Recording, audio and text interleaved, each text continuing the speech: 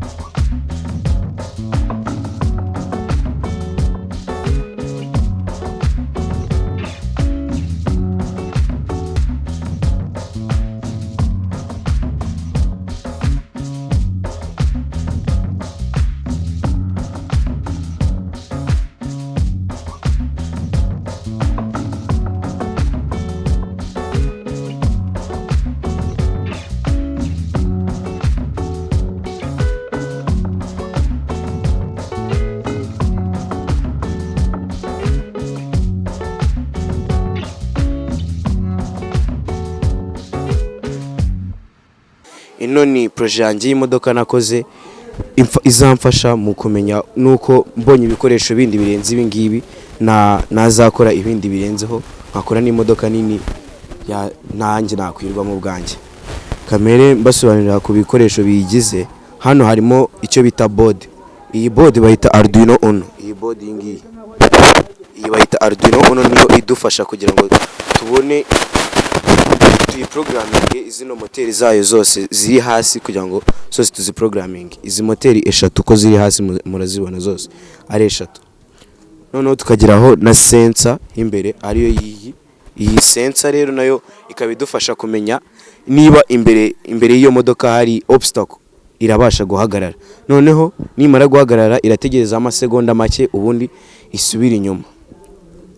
Okay, ikindi kintu twize muri no yabere hano kuri Education Future Lab, twizemo ibintu bijyanye na tunakoramo n'ibindi bya robotics ho twakozemo ari byo by'ibi ngibi byo bigendanye na interactive engineering, byo bigendanye n'ibi ngibi. Muri robotics ho muri coding na programming bakoresheje ama programming languages atatu niyo twakoresheje, harimo Scratch, Tato Art ndetse na Pictoblocks. Pictoblocks akaba ariyo yamfashije kugira ngo programming ino modoka yanjye ikaba yabasha kugenda igasensinga igahagarara igakata ikajya gushaka indi nzira. Ayo ma programming languages yandi Scratch na Tato Art yo idufasha kugira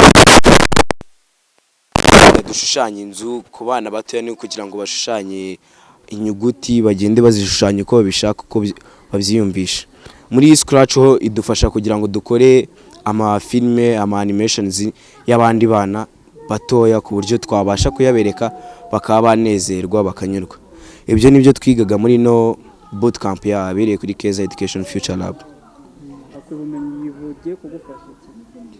Ubumenyi makuru hano buzadufasha mu buzima busanzwe, buzadufasha kumenya uko twakora amarobo nk'aya ngaya, yadufasha gukora ibindi bintu birenze, yadufasha guterura ibintu, bizadufasha noneho bikanadufasha no kumenya uburyo twakora ama animations y'abana ku buryo twanayabereka bikadufasha natwe tukunguka. Niga muri senior 2, niga college Saint Andre.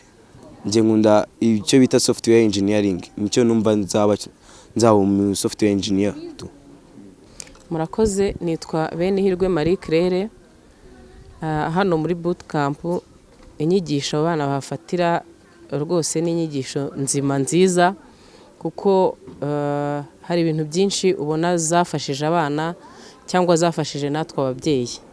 Kuko icyambere twebwe zadufashije nk'ababyeyi kuba umwana afite ahantu agiye atirwa akora ibintu byo kumupfusha ubusa mu rugo, ugasanga wenda umwana yiriwe kuri televiziyo cyangwa yiriwe aganira n'abakozi cyangwa se n'abandi bantu bashobora kutamwungura ubwenge.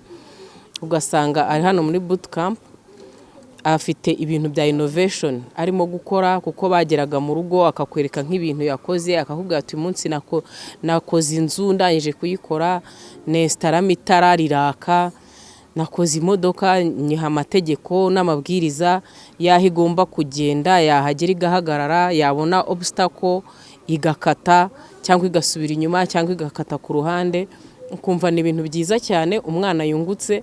Noneho yamara kukubwira n'icyo kintu yakoze, akakubwira ati nabonye nshobora gukora n'ibindi bintu bitandukanye n'ibyo batwigishije, kandi nabyo bikemera. Ukabona nyine afitemo ikindi kintu ari gushaka kwiyumvamo kurusha icyo bari bamweretse ahangaha. Ukabona rero ni ibintu byiza cyane bigaragaza yuko hari uburyo ubwonko bw'umwana bukanguka iyo yaje ahangaha muri bootcamp. Here inside we can see there is the board. This is the board. It is called Arduino Uno. Umwana wanjye yantunguye, yakoze presentation ndatungurwa, kuko ntabwo nari nzi yuko ashobora no kugaragaza ibintu yakoze muri public. Nabonye ukuntu asobanura neza projet ye kandi akayisobanura mu Cyongereza, adatinya adategwa akabyerekana akerekana ukuntu yatangiye ayikora kugeza ubwo kibaye ikintu kigenda kandi gikurikije amategeko yagihaye. Mbona ni ibintu rwose binshimishije ariko binantunguye, numva biranshimishije cyane. Bibaye byiza ibi bintu ntago byahagarara, byakomeza ku buryo n'iyindi ntambwe yindi byakomeza bikadufasha, ndetse bakomeze batwereke ahandi hantu twakomezanya n'umwana, kuko ibi ni intangiriro. Ariko iyo ukoze intangiriro ukabona irashoboka, umubyeyi ahita yumva yishimye mu mutima, akabona ko nta kintu atakora kugira ngo umwana abe yakomeza. Rero mu by'ukuri ikintu cyose gishoboka umuntu yagikora kugira ngo umwana akomeze, kuko biragaragara ko umwana rwose arashoboye. Nitwa Mugiraneza Jean Pierre, nkaba ndi umurezi mu buzima busanzwe, nkaba narabaye umwarimu wa kaminuza, ubu nkaba nkorera imiryango mpuzamahanga, international organizations, by'umwihariko kuri Keza. Nkaba mbafasha ku bijyanye no gukurikirana no kugenzura imirimo ya Keza. Urugero, kumenya niba ibyo Keza ikora hari umumaro biri kugira abana ubwabo ndetse n'abafatanyabikorwa bacu. Mu by'ukuri twese tugenda mu kintu kimwe cy'uko umwana apfira mu iterura. Niba dushaka abana bacu ko bagira ubumenyi bwihariye mu ikoranabuhanga, nuko batangira kubyiga bakiri batoya. Ntabwo tugiye kujya mu mateori cyane y'uburezi, ariko twese tuzi ko icyo umwana azaba cyo agihitamo hakiri kare, kandi n'icyo umubyeyi ashaka ko umwana azaba cyo atangira kukimutoza hakiri kare. Nitwa Ngendabanga Celestin, nkaba ndi managing director cyangwa umuyobozi mukuru wa Keza Educational Future Lab. Muri make, Keza Educational Future Lab ikaba ari edtech company, bivuga ngo ni company ikora ibintu bigendanye na tekinoloji ariko muri education. Tukaba twebwe ikituraje ishinga ari ugufasha ibigo by'amashuri ndetse no gufasha abandi bafatanyabikorwa bose bakora mu burezi mu kubona ibikoresho cyane cyane bifitanye isano n'ikoranabuhanga, aho umurongo wacu ari ukugira ngo tubashe kwigisha neza kandi bigendanye n'ikinyejana cya 21, aho ibikoresho bimwe na bimwe tubyikorera twebwe ubwacu dukoresheje ibikoresho bituruka hano imbere mu gihugu. Ngira nk'uko mwabonye ko dufite porogaramu yacu, harimo guhugura abarimu kuri porogaramu ya coding, programming, robotics na interactive engineering, ndetse no mu gihe cy'ibiruhuko tukakira abana nabo tubafasha guhuza amasomo biga n'ubuzima busanzwe kuri ya porogaramu yacu ya coding, programming, robotics na interactive engineering. Noneho mu gihe cyo kwiga abana baza hano mu gihe cya weekend kugira ngo bitagongana na porogaramu y'ishuri baba bafite. Ni kuvuga muri make mu bana bari hano harimo bamwe bamaze hano imyaka 2, kubera ko ino porogaramu ifata iminsi igera muri 435, ariko kuri activity twatiro ya bootcamp yari maze iminsi 10, aho twari dufite porogaramu twateguye abana bagomba kwiga kuri no curriculum yacu, noneho bakibanda kwiga ariko binyuze mu mishinga, aho dufite uburyo bwo kwigisha tuvuga kwiga binyuze mu mikino kugira ngo umwana yige akora. Ubundi nicyo kintu twari kwibandaho ko umwana yakiga akora kugira ngo abashe kubifata kurenza uko umubwira ibintu akabifata mu mutwe ariko nta kintu yakoze. Ni ukuvuga ngo abana bamaze kuza muri no bootcamp bari nka porogaramu yateguriwe abana kugira ngo ibafashe kujya mu biruhuko kuba bari mu biruhuko neza kandi bakurikirana ya masomo bigiye ku ishuri. Nyuma yaho rero uko porogaramu yacu imeze irakomeza, ntabwo ari porogaramu ihagarara. Hari abana bakomeza bakaza hano n'ubundi. Ino bootcamp yari kugira ngo duhurize hamwe abana ndetse n'ababyeyi na ya communication, turinereka ababyeyi ese abana iyo baje hano bakora iki, ndetse n'abafatanyabikorwa bacu kugira ngo dukomeze twagure imishinga yacu tunateza imbere uburezi bwo mu gihugu cyacu. Ariko ubwo bo bazakomeza n'ubundi baze ntago porogaramu yacu bihagaze. Ibyo ni mabwiye ngo iyo ari igihe cy'ibiruhuko baza iminsi isanzwe y'akazi guhera ku wa mbere kugeza ku wa gatanu. Iyo ari igihe cyo kwiga kugira ngo abana bitagongana na gahunda zabo z'amashuri baza ku wa gatandatu gusa, ariko igihe hatabaye umuganda. Iyo ari umuganda bakaza ku cyumweru. Urumva yuko n'ubundi irakomeza, ariko ikindi mbere y'uko umwana yinjiye hano abakorewe icyo twakita nk'isuzuma, tukareba uko ahagaze kugira ngo tubashyire muri za groupe zitandukanye kugira ngo abashe kwiga bitewe n'ubushobozi afite. Abana hano kuza hano icyo bakora twavuga ko ni nka amafaranga bishyura nayo urugendo abazana hano, nta kindi kintu twebwe dutanga tubishyuza, nayo urugendo yenda n'udukoresho dukeya. Kugeza ubu ngubu twavuga yuko umubare dufite umubare tutarenze, ntabwo turenze abana 50. Murabizi bino bintu birahenda cyane, niyo mpamvu dushyiraho iyo limitation y'umubare, ariko tubonye nk'umufatanyabikorwa twagira n'abana 300 nta kibazo cyaba gihari, kwa ko ubushobozi turabufite. Mwayibonye dufite machine ishobora gukora ibikoresho byinshi kandi mu gihe gitoya, dufite abakozi babishoboye. Ikibazo navuga ko ni ikibazo kigendanye n'ubushobozi, kubera ko company nyine ibikeneye amafaranga menshi kugira ngo ibashe gukora ibyo bintu. Tumaze imyaka 4. Dukorana n'ibigo 114 mu gihugu hose. No kuvuga ngo muri make hebwe nka Keza Education Future Lab, nyuma yo gukoresha ibikoresho bituruka hanze tukabona ko biduhenda, twafashe umwanzuro wo gutangira kwikorera ibikoresho byacu ku giti cyacu. Ngira ngo mwayibonye dufite lab, dufite n'imashini dukoresha zitandukanye, iyo bita 3D printer, hari na iriya reza kata dukoresha, aho dufite n'abakozi bafite ubushobozi bwo kubikora ibikoresho bimwe tukabyikorera, barangiza tukabikoresha mu kwigisha.